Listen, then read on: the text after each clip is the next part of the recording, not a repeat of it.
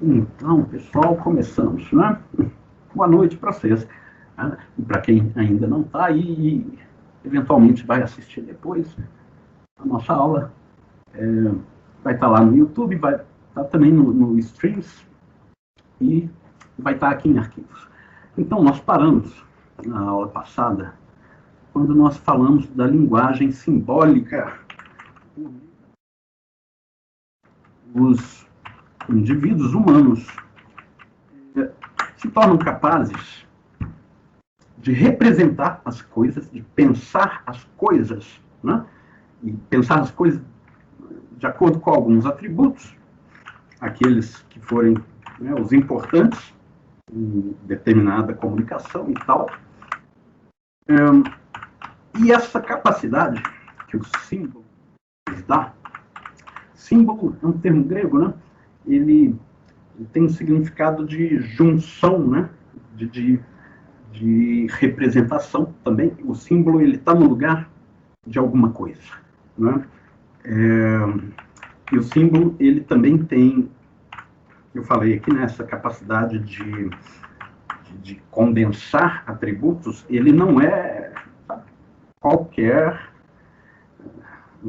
coisa que se produza pela imaginação, né? Qualquer signo. O símbolo é um signo especial porque ele tem uma característica social, né? Ele é totalmente baseado numa convenção, né? E só pode ser compreendido por aqueles que dominarem essa convenção. Do que eu estou falando? Da linguagem, né? Se você compreende o português, você compreende símbolos tais como cão, cachorro, né? Se você domina o inglês, dog, e o espanhol, perro, e aí você sabe, com base no domínio dessas convenções, de que eu estou aqui falando da mesma coisa, né?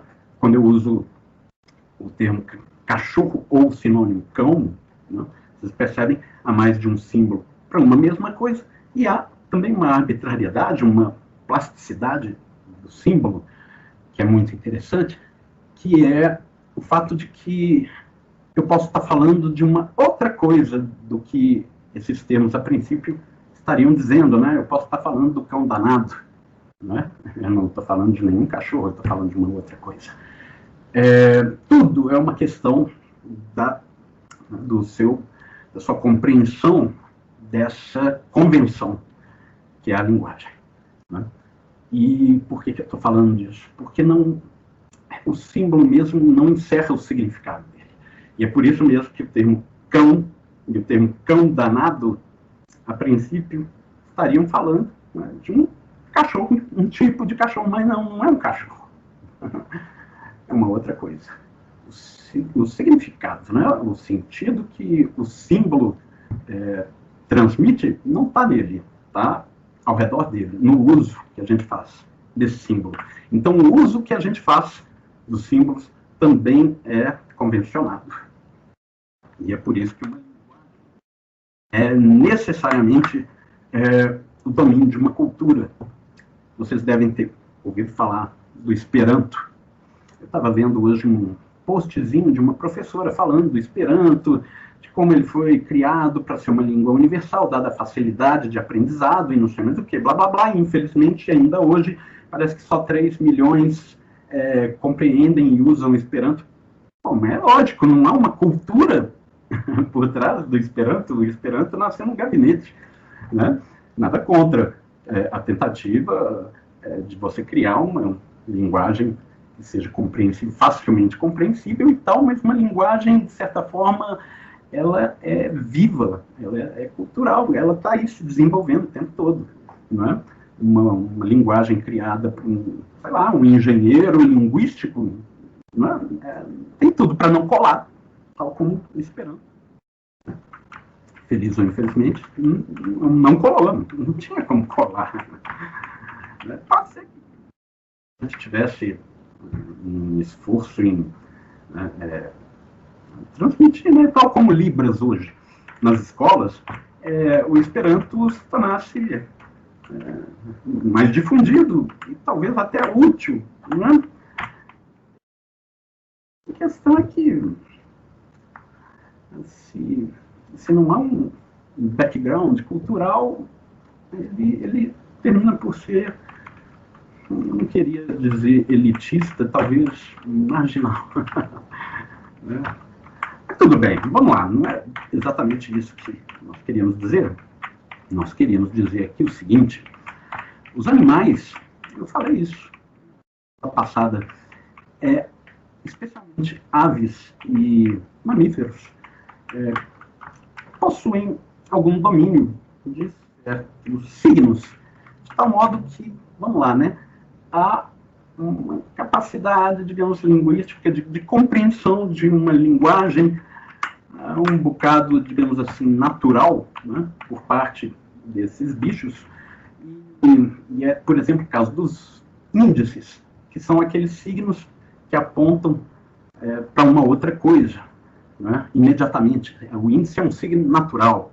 Né? A onça chega na mata, viu que tem fumaça, ela não precisa ir lá na frente para saber que está pegando fogo, ela já vaza. Qualquer bicho, né? O passarinho voando baixo, porque as nuvens estão carregadas, vai chover, e aquela coisa toda, as formigas, e o cachorro chega lá, sentiu, né, que aqui, esse território tem um dono aí, pelo cheiro ele, né, vou encarar, não vou encarar, acho que não vou encarar, percebe? Então, os animais têm lá alguma comunicação por meio desse tipo de signo. Ele naturalmente aponta para a coisa que ele, né, que é o significado dele, né? Quer dizer, onde tem fumaça, tem show de reggae, não é assim? Beleza. Então a onça já sabe, não vou entrar nessa não, sai fora. Já, por exemplo, qual outro signo? O ícone. O ícone já tem lá um caráter convencional, mas ele ainda é ilustrativo, imagético, né? Então você vê assim na sua área de trabalho, desenhozinho de uma lixeira, por exemplo, você sabe que clicando ali você encontra todas aquelas fotos, os nudes que você fez para mandar para não sei quem, que esse não sei quem falou, não me mande mais essas porcarias, e você jogou fora, né? Tá tudo lá. Você descobriu que, poxa, dá para mandar para outras pessoas, então deixa eu resgatar, tá tudo lá no lixinho. Não é? Quer dizer, de algum modo, não natural, mas não totalmente convencional, tanto é que é compreensível por qualquer um, né? O ícone aponta para o seu significado. Já o símbolo, de forma alguma. Símbolo é totalmente espiritual, não há um pingo de materialidade, de natureza, né? De imediaticidade nele. Ele não aponta imediatamente para coisa nenhuma. E isso vai ser interessante, porque daqui a pouquinho a autora vai, sem querer, dar um exemplo interessante para nós de como que essa convencionalidade, essa arbitrariedade faz a plasticidade, né, a capacidade de uso do símbolo ser um bocado rico, né? Então, olha lá, ela está falando aqui de como o símbolo nos torna capaz de elaborar projeção de futuro. E o que é isso? Produzir uma finalidade para a nossa ação. Não é isso que o Cortella dizia lá no outro texto? Né? O que nos distingue dos animais é que, seja lá o que a gente faz e o que a gente pensa antes de fazer. Né? A gente atribui fim, a gente tira aqui da cabeça, né?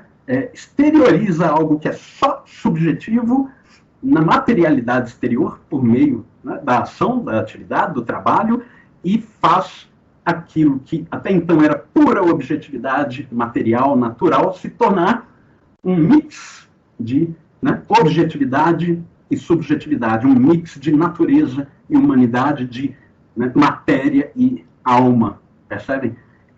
Esse trânsito entre sujeito e objeto, né, é o que define o que nós somos, ao final das contas. Óbvio, né? Como essas coisas acontecem, muda ao longo do tempo, de acordo com as culturas e por aí vai, né? De tal modo que né? Aqueles que nós fomos antes não são estes que nós somos agora e aqui, etc. Né? A forma como nós fazemos esse intercâmbio com a natureza é sempre uma forma nova.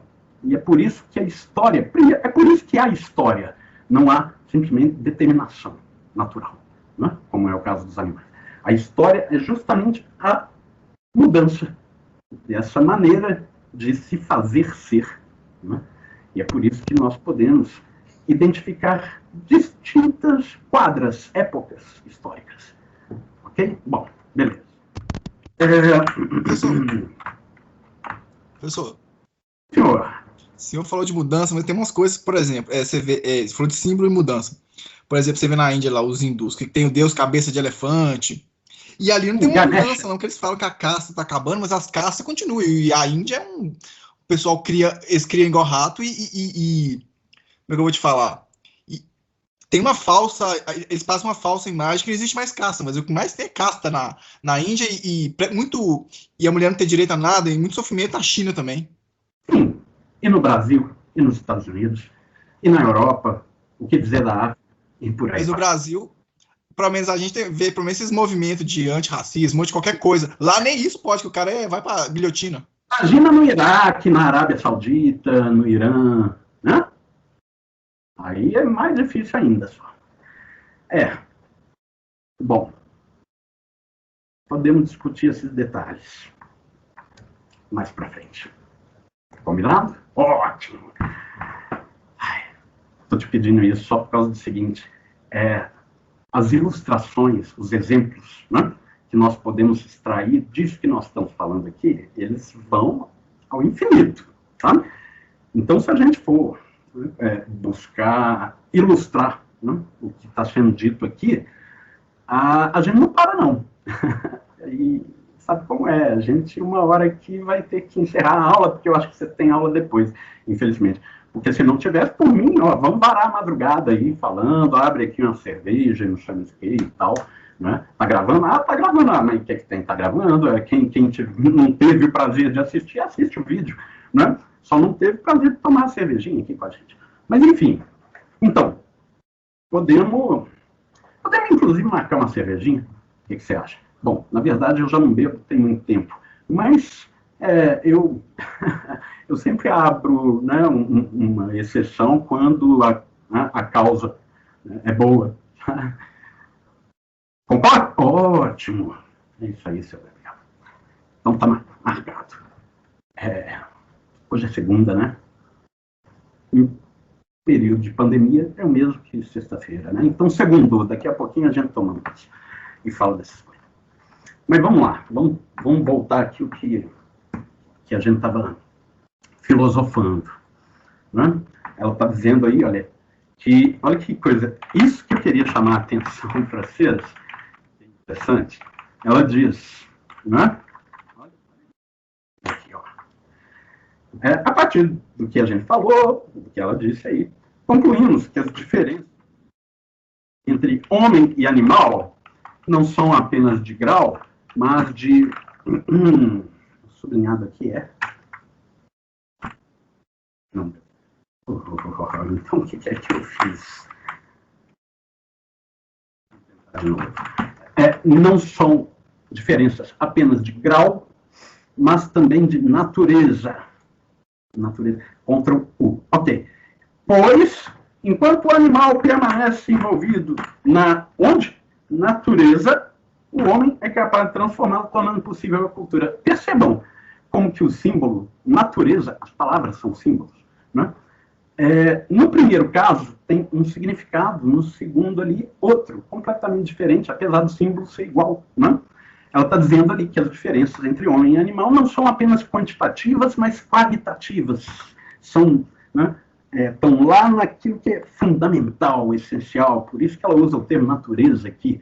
Mas aí depois ela vai dizer, pois o animal permanece envolvido na natureza, o animal é natureza, aqui já não tem nada a ver com qualidade, essência, esse tipo de coisa. Aqui ela está falando de meio ambiente, né?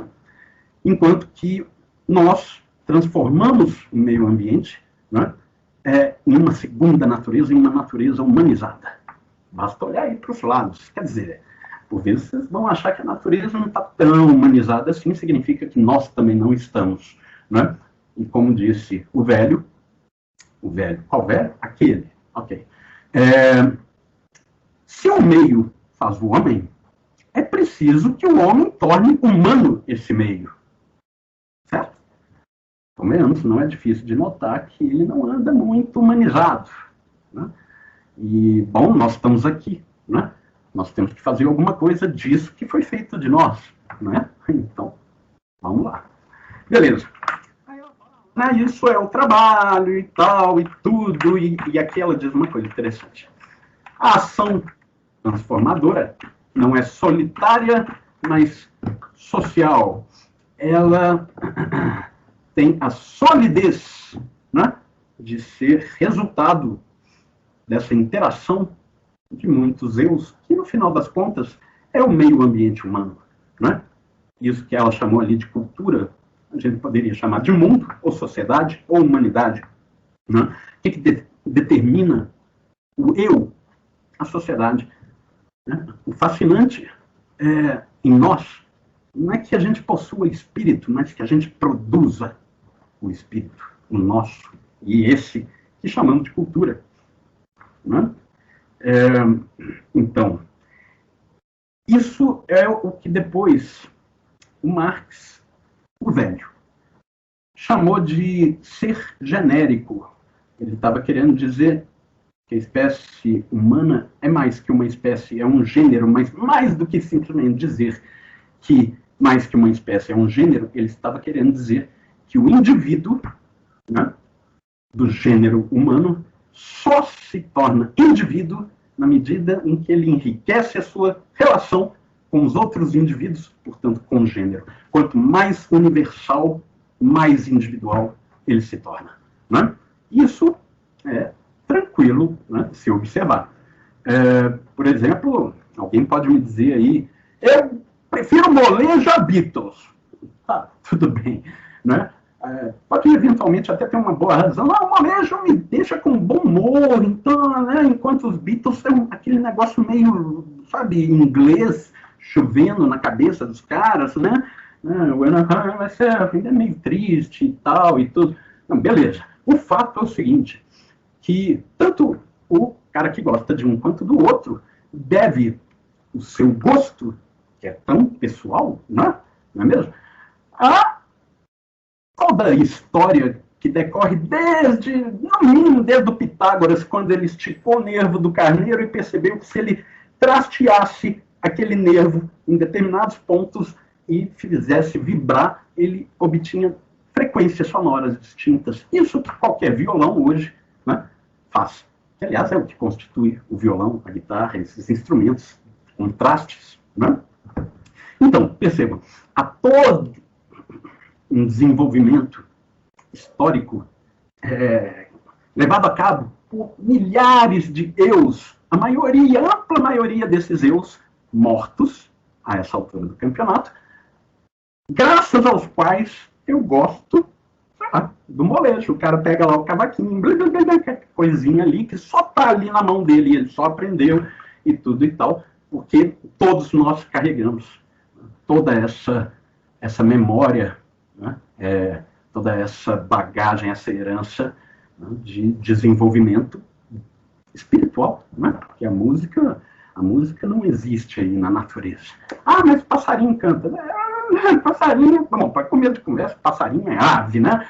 As aves estão aí se desenvolvendo desde antes do meteoro cair e matar aquele tanto de dinossauro e tal. Então, é um bicho que só não avançou mais, encontrou aqui e ali algumas barreiras que não conseguiu transpor, como aquele primata que vivia, né, no alto das savanas, lá naquelas árvorezinhas, conseguiu, a partir do momento em que desceu, né, e ousou ficar de pé, e tudo aquilo que a gente já viu.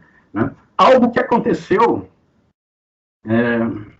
graças a um envolvimento de muitas causas intervindo umas sobre as outras, e umas mais que outras por conta do peso de que umas exerciam sobre as demais.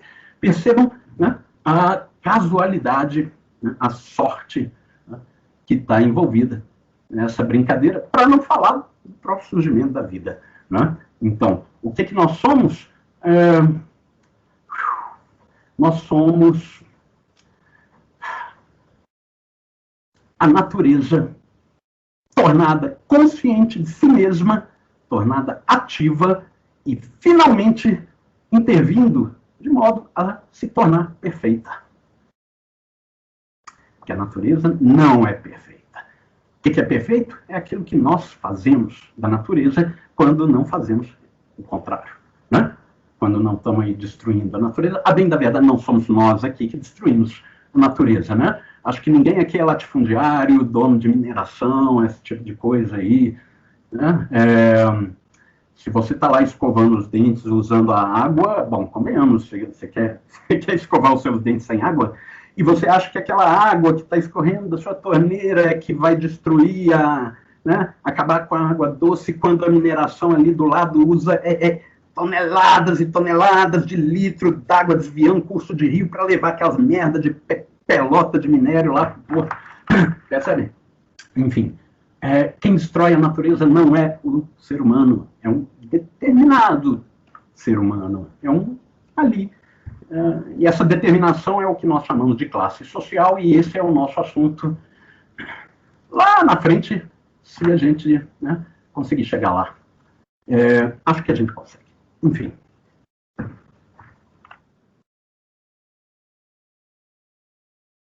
Ela diz aí, né? Nesse processo em que o homem, né, transforma a natureza, né, de acordo com as ideias, por meio dos instrumentos que ele produz a partir dela também, etc. e tal, né, você tem os bens culturais e também você tem, né, com que essa produção ela retroage sobre o agente. Então nós vamos nos desenvolvendo de acordo com aquilo que a gente faz. Né? Para dar um exemplo, né, muito simples, a partir do momento em que ocorreu a alguém caçar um bicho jogando uma pedra no bicho, né, algo que não é natural. Não é natural e, pelo contrário, é sofisticadíssimo, porque pense o que está envolvido, né, no cara acertar a cabeça do bicho com uma pedra. Né? O cara, para começo de conversa, ele tem que desenvolver, né, o físico dele, o braço e tudo, a capacidade de saber do que ele é capaz de fazer para, né, calcular uma distância, uma velocidade, de acordo com o peso da pedra, de acordo com a velocidade do bicho, não sei para onde que o bicho está indo e o tamanho do bicho, né? E, né, também saber atirar aquela pedra, né, de acordo com um eixo assim assado, para que ele simplesmente não, né, jogue a pedra para qualquer lugar. Percebe? Então, uma coisa banal como essa já pressupõe um desenvolvimento do indivíduo que a natureza mesma não produz por si mesma. Né? Percebe? Mas o macaco pega a vara e cata a banana. Bom, principalmente quando você tem um macaco ali, que você está observando, né? Você colocou lá uma vara, fica lá filmando o macaquinho e não sei mais o quê. Afora o fato, óbvio, né, de que um macaco é um mamífero e nós estamos falando aí, né, de um bicho no topo da escala zoológica. Esses bichos, obviamente, são inteligentes, como nós já vimos no texto da nossa autora aqui, a Maria Lúcia. Né? Aquilo que ela chamou de inteligência concreta. Né? O bicho é capaz de associar, né, as coisas que estão ali ao redor dele, de modo a agir, né, com aquilo que ele tem. E de acordo com uma necessidade que ele identifica. Né? Muito legal. Né? Engraçado como até há pouco tempo tinha gente aí, cientistas, né? Assim, naquela indagação, será que os bichos têm consciência? Muito mais do que consciência, têm inteligência. E isso é óbvio. Eu não preciso entrar na cabeça do bicho para perceber isso, basta ver como ele se exterioriza. Né? Primeiro, basta ver que ele tem olhos. que ele tem sentidos, que ele se movimenta, ele é animado, ele é um animal. Se ele é um animal, ele tem sentidos, portanto, capta informação. Vai para onde a informação? Vamos chamar isso de quê? Consciência, óbvio. Para onde mais iria, né? Então, chegou lá, não chegou lá a troco de, né, ficar arquivado, né? E ele tem uma consciência que processa essa informação. Isso acontece no caso de formigas, pois elas têm olhos, não é? Elas são animadas. Sim, acontece num nível muito rústico. Ou no caso de uma abelha, né? O que leva a abelha ou a formiga a achar o pote de açúcar que fica lá no alto do armário da sua cozinha? Ok, tem lá um hormônio, feromônio, não sei o que, por meio do qual ela capta, opa, tá para lá, né? Beleza. Mas ela tem que se dirigir até lá, né? A formiga não é um robozinho. Ainda que seja, né, um bichinho bastante, né, guiado mecanicamente por instinto, reflexo, né, o DNA, essas coisas todas, etc. Né? Estou falando que esse bicho tem liberdade? Não estou falando de liberdade. Né? O que é liberdade? Liberdade é o que a nossa autora aqui vai falar cá embaixo. É interessante. Aqui. Aí, ó.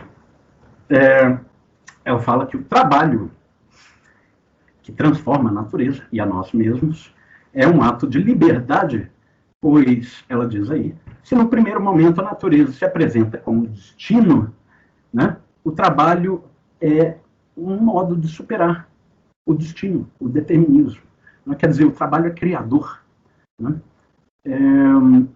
O que é liberdade, no final das contas? Como ela diz aí, olha, é resultante da capacidade de compreensão do mundo, de projeção das mudanças, de realizar essas projeções. Né? Ou seja, a liberdade é um desenvolvimento da sua capacidade de intervir na realidade, né? De compreender ela e de transformar ela. É isso. Né? Quão maior é esse poder, né? Essa, digamos, essa força produtiva, criadora, né? Humana, sobre a realidade, mas ele abre espaço para a espiritualização das próprias necessidades. Agora não se trata simplesmente de arrumar comida para matar a fome, porque eu já matei a fome. Né? Não se trata simplesmente de me proteger do frio, porque eu já consegui aqui fazer um negócio e estou protegido do frio. Agora se trata de outras coisas. Né? Se trata, por exemplo, de quê? Sei lá, educar, né, a minha capacidade de atirar uma pedra e acertar o bicho. E esse negócio depois vira esporte, vira brincadeira e não sei mais o que e tal. Quer dizer, percebem que o raio, a gama de necessidades que surge a partir do momento que a gente satisfaz aquelas necessidades mais elementares é o índice, né, da humanização da natureza e do próprio indivíduo. Quanto mais a gente regride nisso aí, né, pode crer, mais bestializados e embrutecidos nós estamos nos tornando. E é mais ou menos o que a gente está assistindo hoje em dia. E no Brasil, de forma especialmente dramática. Sobre o qual depois, né, entramos em detalhes. Deixa eu só tirar uma dúvida que eu não devia ter essa dúvida, mas eu tenho. Qual é a dúvida? O horário que nossa aula termina, e eis que é agora mesmo. Alguém confirma isso aí para mim, ou eu estou delirando aqui falando bobagem? É 8h30 mesmo, professor. Então acabou? Claro que acabou! Oh, que tristeza! Acabou, são 8h30. É uma pena, mas continuamos semana que vem. Beleza? Agradeço, tá, gente, a presença aí de vocês. Aqui, esse nosso texto, a gente já fechou ele. Quem quiser dar uma olhadinha nas coisas mais que ela fala, é bastante interessante. Vocês viram, ele é um texto muito tranquilo, pequeno e tal, tá lá em arquivos. A aula que vem, nós já entramos no nosso assunto principal, ética, tá? E aí, eu vou deixar aí também no texto dessas aulas. Acho que já está lá. Bom, nosso vídeo, em breve, está aí no mural, em arquivos, YouTube, streams. Beleza? Muito obrigado, pessoal. Um grande abraço, um bom descanso aí para vocês. Ou uma boa aula para quem ainda tiver aula. Nos vemos segunda-feira. Perfeito? Vamos encerrar aqui, então, a nossa gravação. E no que encerrar a gravação, podemos falar o que quiser. Um abraço.